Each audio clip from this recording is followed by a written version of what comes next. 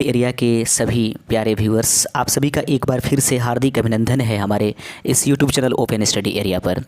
हम आपका थोड़ा सा समय लेंगे तो चूँकि आपको मालूम है कि आप ही की फ़ायदे की बात हम अगले कुछ मिनट तक करने वाले हैं। थोड़ा सा आप बने रहिए हमारे साथ और ध्यान से सुनिए। दोस्तों, जैसा कि आपको बताया गया था कि बिहार बीपीएससी शिक्षक भर्ती 2.0 के लिए हमारी कंपनी अर्थात open study area YouTube channel जो है वह बिहार स्पेशल के लिए बुक लेकर के आएगी और यह एक ई बुक होगा और open study area YouTube channel का ये दूसरा ई बुक आपके लिए उपस्थित हो चुका है, जो कि आपके स्क्रीन पर जो है फ्लैश हो रहा है। दोस्तों, इस पूरे किताब की अगर बात करें, ये इतना इम्पोर्टेंट है कि जब आप इसको खरीद लेंगे और जब इसको ओपन करेंगे तो देखने के बाद आपको रियली में समझ में आएगा कि सारे क्वेश्चंस तो आज जितने भी बीपीएससी में पूछे गए हैं यही से पूछे गए हैं।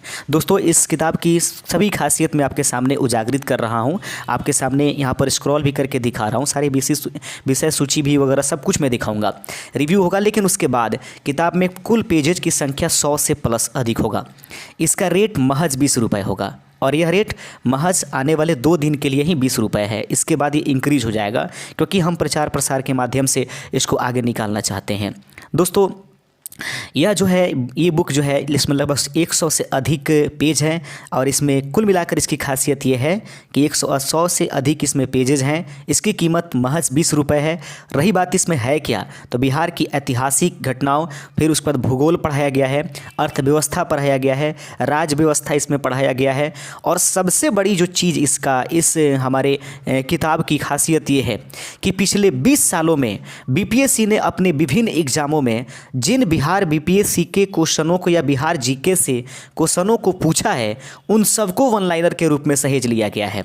सबसे इंपॉर्टेंट दोस्तों, यह 100 पेजेस ज़्यादा आपको नहीं, क्योंकि इसके ठीक पहले वाले में मैंने 20 पेज दिया था, 5 सेट था और उस 5 सेट को देख करके आप ऐसा लग रहे थे कि नहीं कुछ कम ही नहीं दे दिए। 20 सेट है, ज़्यादा नहीं लगेगा, 2 घंटे में 2.5 घंटे में आप आराम से पढ़ जाइएगा और सारा बीपीएससी का जो बिहार स्पेशल की जीके है उसको आप अपने दिमाग में एकदम बैठा जाइएगा।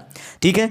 अंत में इसमें 5 जो सेट दिया गया है, याद रखिएगा, जो 5 एमसीक्यू के रूप में 4 ऑप्शंस वाले, 5 ऑप्शंस वाले, ऐसे करके जो है आपको जो अंत में 5 सेट दिए गए हैं। तो ये खासियत रहेगी हमारे इस बुक का और महज 2 दिनों के लिए, यानी कि आज, कल और मतलब परसों के मॉर्निंग या इवनिंग के समय तक अगर आप बुक ले लेते हैं जल्दी से जल्दी, जितना जल्द हो सके उतना जल्दी इसको परचेज कर लीजिए। महज 20 रुपये के लिए और आपके जीवन के लिए मैं महज 20 रुपये की बात कर रहा हूँ। इसको आप ले सकते हैं और इसे ज़रूर अपने दोस्तों में फैलाइए, उनको बताइए ये बुक लेने के लिए, बहुत फ़ायदे होंगे। आज ही नहीं, आने वाले दिन में हमेशा के लिए ये बुक आपके पास अवेलेबल होना चाहिए। अब आपकी समय को हम यहाँ पर करते हैं एंड और शुरुआत करते हैं आपकी, और बीच बीच में हम जो है किताब के लिए एडवर्टीजमेंट जो है उसका फ्लैश हम इसमें कराते रहेंगे। बने रहिए आप हमारे साथ। प्रश्न आपके सामने है, लैंग्वेज 1 में हम लोग क्वेश्चंस को देखेंगे। दोस्तों ध्यान रखिएगा, लैंग्वेज 1 में प्रश्न है, which sentence has no any error.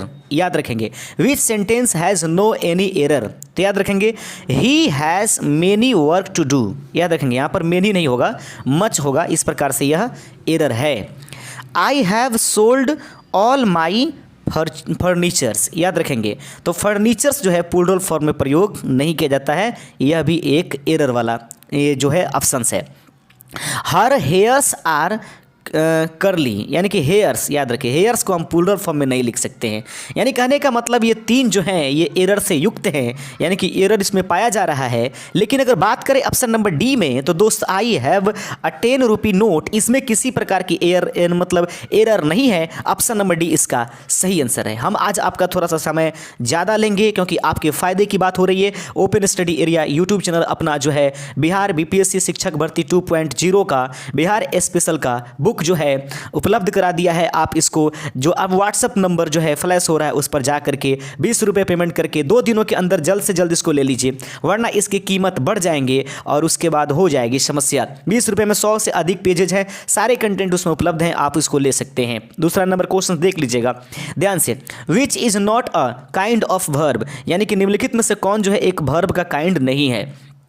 Intransitive verb यह एक वर्ब का फॉर्म है, ट्रांजिटिव वर्ब यह भी एक वर्ब का फॉर्म है, यानी लिंकिंग वर्ब यह भी एक वर्ब का फॉर्म है। All are kinds of verb, यहाँ तो ऑप्शन नंबर डी एक बार फिर से सही हो जाता है। अगर आपने ऑप्शन नंबर डी किया है दोस्तों तो आपका आंसर सही हो जाएगा। विच is not a kind of verb, या इसमें से कौन जो है एक वर्ब का काइंड नहीं है। राइट आंसर है all are the kinds of the verb, यानी कि तीनों के तीनों सही हैं, ये काइंड्स हैं। और एक होता है जो अंतिम नंबर जिसको हम लोग एक्सिलरी मॉडल एक्सिलरी के नाम से जानते हैं। आगे बढ़ते चलते चौथे नंबर के बारे में भी मैंने बता दिया, 4 रूप होते हैं।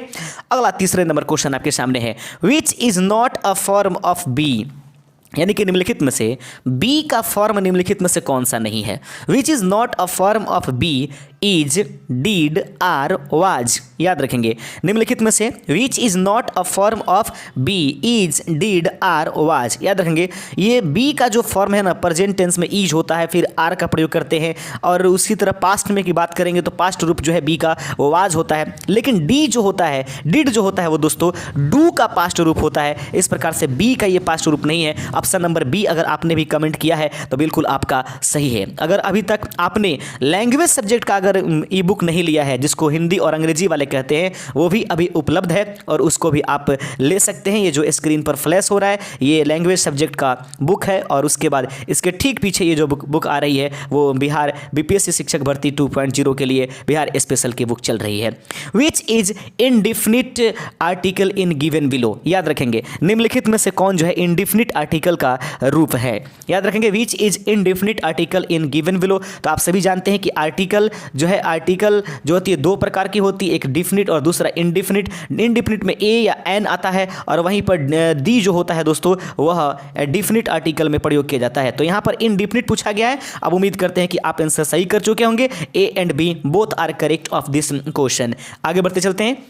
5वां नंबर क्वेश्चंस आप हमारे साथ जुड़ते रहिए। अगर चैनल पर पहली बार आ रहे हैं तो चैनल को सब्सक्राइब कीजिए। पूरी वीडियोस पड़ी हुई है, एक एक करके देख जाइए। हर कंटेंट का वीडियो पड़ा हुआ है। लेकिन अगर अभी भी आपको लगता है कि सर ये पॉइंट छूट रहा है, इस पॉइंट पर वीडियोस बनाइए और इस पर बुक निकालिए, या जो कुछ भी आपको कहना है आप हमें ज़रूर कमेंट करके बताइएगा। या फिर क्लास में कोई चेंजिंग चाहिए कि नहीं सर अब इस क्लास को बंद करके दूसरे क्लास ये कीजिए, तो आपकी संतुष्टि में हमारी संतुष्टि सबसे अधिक होगा। याद रखेंगे अगला क्वेश्चन है, choose the correct synonyms of the given words, यानी कि निम्नलिखित में से दिए गए वर्ड्स का जो है साइनोनिम्स चुनने की आवश्यकता है। याद रखेंगे साइनोनिम्स यानी कि इसका पर्यायवाची शब्द यानी कि समानार्थक शब्द इसमें चुनने हैं। कहता है वैन, उसके बाद कर्स। वैन का समानार्थक शब्द चुनना है, वैन का यानी कि वैन का। तो वैन का मतलब दोस्तों होता है अभिशाप। याद रखेंगे सबसे पहले साइनोनिम्स और एंटोनिम्स बताने के लिए सबसे ज़्यादा जरूरत होती है कि आपको उसका अर्थ पता होना चाहिए। वैन का मतलब होता है यानी कि अभिशाप, और कर्स का मतलब भी पाप होता है, हार मतलब भी क्षति यानी कि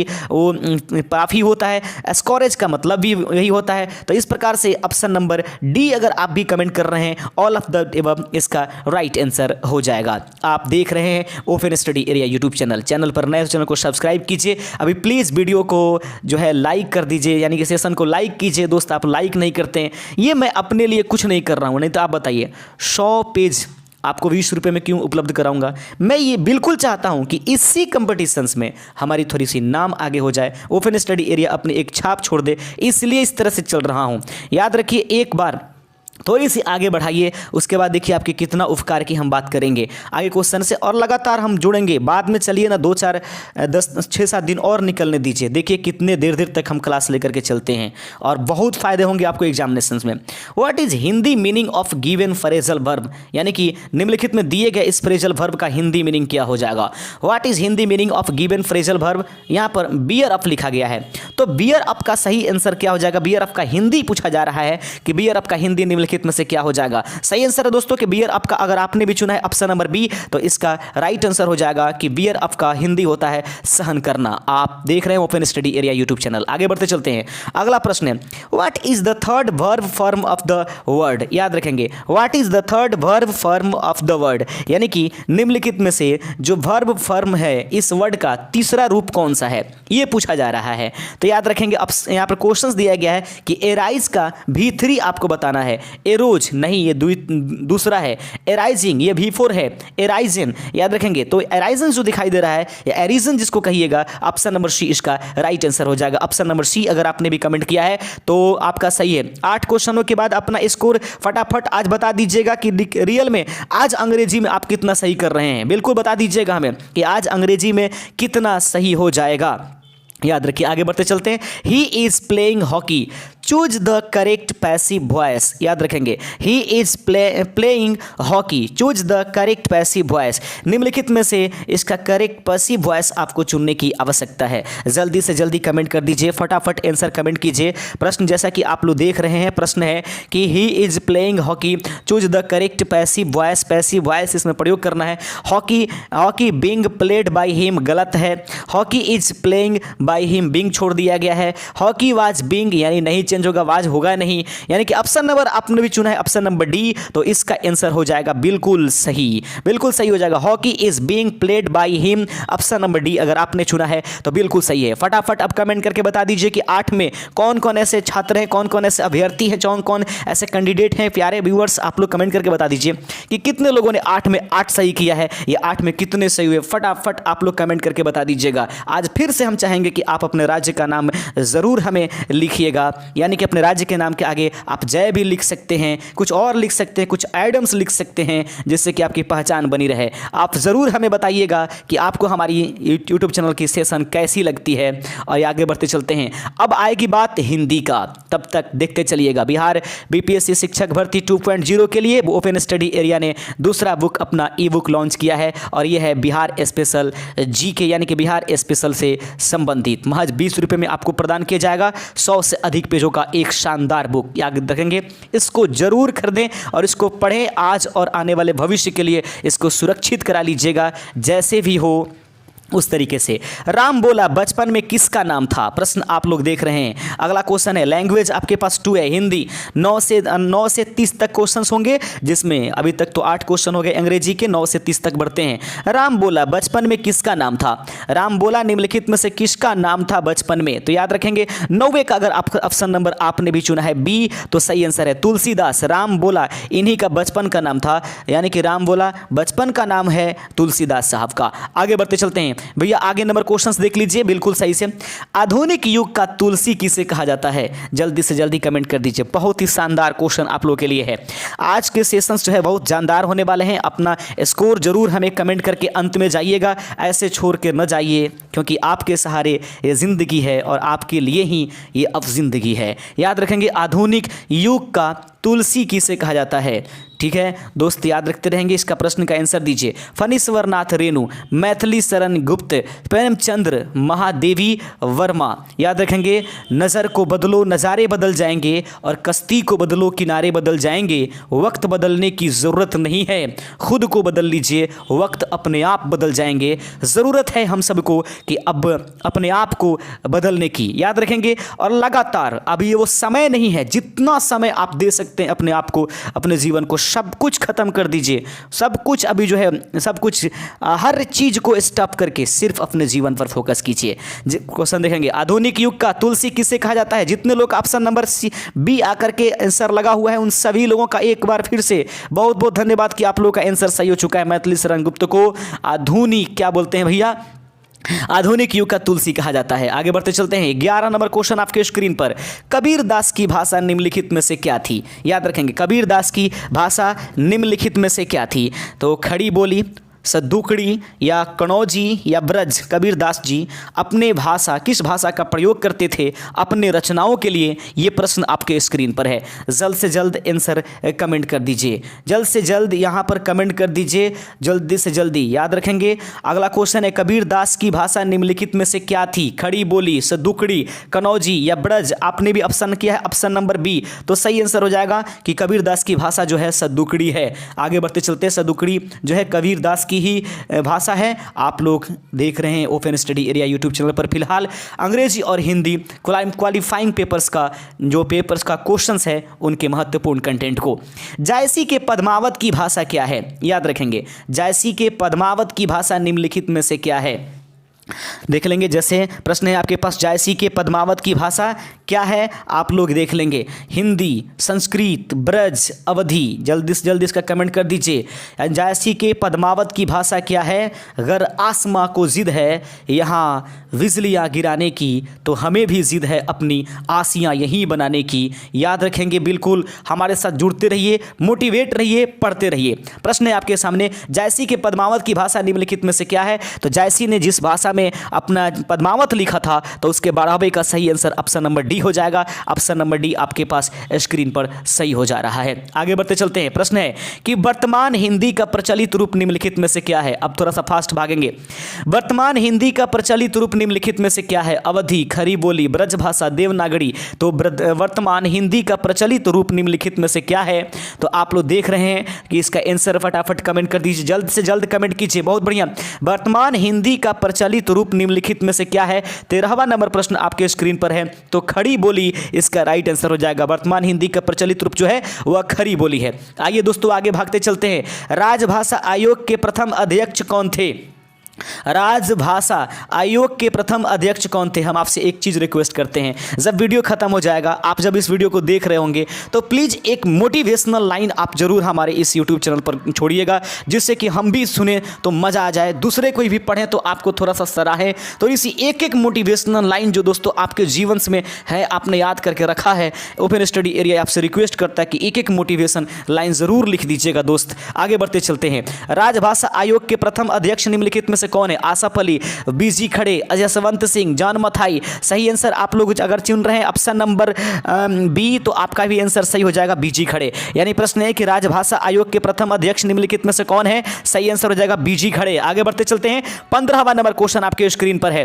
अपभ्रंश का दूसरा नाम निम्नलिखित में से क्या है? अपभ्रंश का दूसरा नाम निम्नलिखित में से क्या है? आंसर कमेंट कर सकते हैं। 15वां नंबर प्रश्न आपके सामने है, और अंत में जरूर एक मोटिवेशन लाइन लिखिएगा अपने स्कोर करने के बाद। देखते हैं कितना आप मोटिवेट हैं। प्रश्न है, अपभ्रंश का दूसरा नाम क्या है? 15 का ऑप्शन नंबर ए आपने कमेंट किया है, तो बिल्कुल ही सही है। अवट जो होता है वो अपभ्रंश का दूसरा नाम होता है।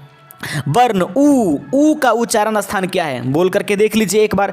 ऊ बोलिए, देखिए दोनों क्या हो रहा है। ऊ बोल करके देखिए, ऊ और ऊ, यानी कि ह्रस्व ऊ और दीर्घ ऊ बोलने के लिए कह रहा है। वर्ण ऊ का उच्चारण स्थान निम्नलिखित में से क्या है? 16वें का सही आंसर हो जाएगा ऑप्शन नंबर बी। अगर आपने चुना है तो बिल्कुल सही आंसर है दोस्त।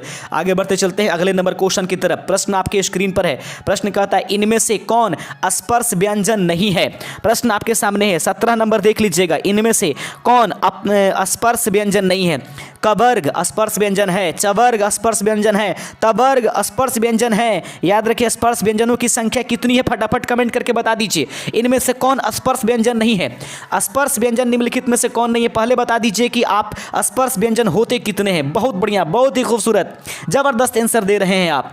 जरूर जरूर, बहुत बढ़िया। इसका सही आंसर होगा, इनमें से कौन स्पर्श व्यंजन नहीं है? सही आंसर है उष्म वर्ण जो होता है, यह स्पर्श व्यंजन की श्रेणी में नहीं रखा गया है।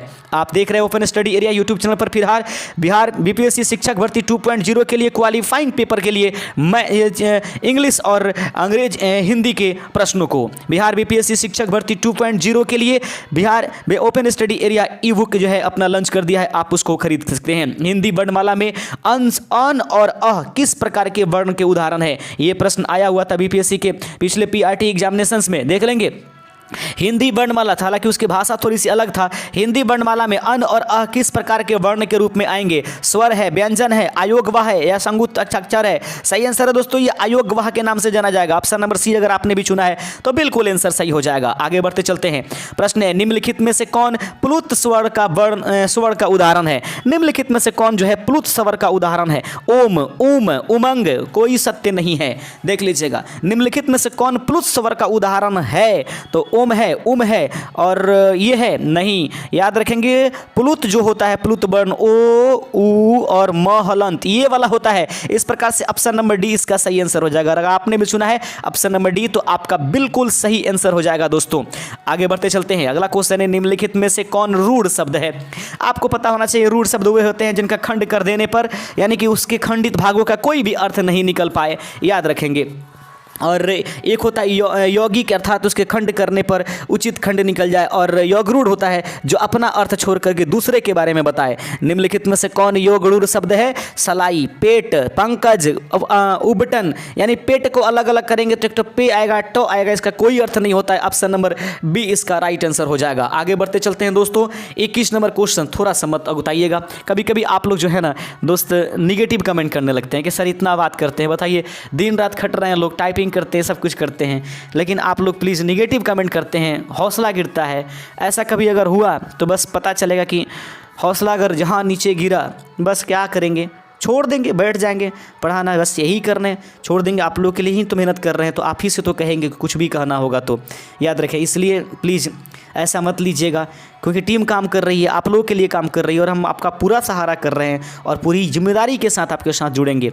तो प्लीज़ निगेटिव कमेंट मत कीजिएगा, वरना हौसला गिरेगा, काम में गिरावट आ जाएगी, घाटे आपको ही होंगे।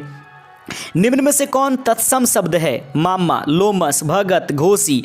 याद रखेंगे सही आंसर है लोमस जो है यह एक तत्सम शब्द है। आगे बढ़ते चलते, अगर आपने भी लोमस आंसर सही किया था, आपका आंसर सही है, आप लोग अपना आंसर जो है काउंटिंग करते चलें। बुढ़ापा भी एक प्रकार की अभिशाप है, शब्द में बुढ़ापा कौन सी संज्ञा है? प्रश्न है कि बुढ़ापा भी एक प्रकार की अभिशाप है, इस शब्द में बुढ़ापा कौन सी संज्ञा है? व्यक्तिवाचक, भाववाचक, जातिवाचक, इनमें से कोई नहीं। प्रश्न देख लीजिएगा फिर से। प्रश्न कहता है कि बुढ़ापा भी एक प्रकार की अभिशाप है, शब्द में बुढ़ापा कौन सी संज्ञा है? राइट आंसर हो जाएगा दोस्तों 22वें का सही आंसर। अगर आपने भी कमेंट किया ऑप्शन नंबर बी, तो आपका आंसर सही हो जाएगा भाववाचक। याद रखेंगे, प्रश्न है कि बुढ़ापा भी एक प्रकार की अभिशाप है, शब्द में बुढ़ापा कौन सी संज्ञा है? सही आंसर है कि बुढ़ापा जो है एक भाववाचक संज्ञा है, ऑप्शन नंबर बी इसका राइट आंसर हो जाएगा। आगे बढ़ते चलते दोस्तों अगले नंबर क्वेश्चन की तरफ देख लीजिएगा ध्यान से। परिश्रमी व्यक्ति ही सफल होते हैं, प्रश्न आपके स्क्रीन पर है। प्रश्न कहता है कि परिश्रमी व्यक्ति ही सफल होते हैं, इसमें परिश्रमी कैसा विशेषण है? प्रश्न बहुत ही जबरदस्त है। परिश्रमी व्यक्ति ही सफल होते हैं, इसमें परिश्रमी कैसा विशेषण है? 23वें नंबर प्रश्न का आंसर फटाफट कमेंट कर दीजिए, जल्द से जल्द आंसर कमेंट कीजिए, फटाफट, बिल्कुल फटाफट आंसर कमेंट कीजिए। सही आंसर हो जाएगा परिश्रमी व्यक्ति में जो परिश्रमी है वह दोस्तों 23वें का ऑप्शन नंबर बी। अगर आप भी कमेंट कर रहे हैं तो सही आंसर है परिश्रमी जो है उसके गुण को दर्शाता है, अर्थात गुणवाचक संज्ञा के नाम से यह जाना। गुणवाचक जो है विशेषण है, विशेषण गुणवाचक विशेषण है, यानी कि गुणों को बताने वाली यह एक प्रकार की विशेषण है, ऑप्शन नंबर बी इसका राइट आंसर हो जाएगा। 24 नंबर क्वेश्चन के साथ आपके स्क्रीन पर उपस्थित हो चुका है। दोस्तों ध्यान से देखिएगा, आगे लाइक का बटन नहीं दबाएं तो प्लीज लाइक का बटन दबा दीजिए, दोस्तों में शेयर कीजिए, अधिक से अधिक जोड़िए। संस्कृति का विशेषण बताइए निम्नलिखित में से क्या है?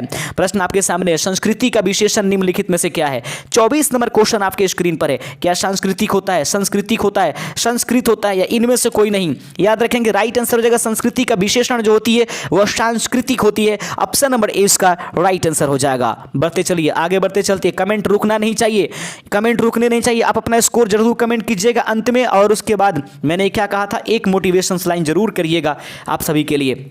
देखते हैं किस व्यक्ति के मोटिवेशंस पे सबसे ज़्यादा लाइक्स आते हैं, हमसे ज़्यादा लाइक्स आप मंगा कर दिखाइए। निम्न में से कौन पुल्लिंग शब्द है?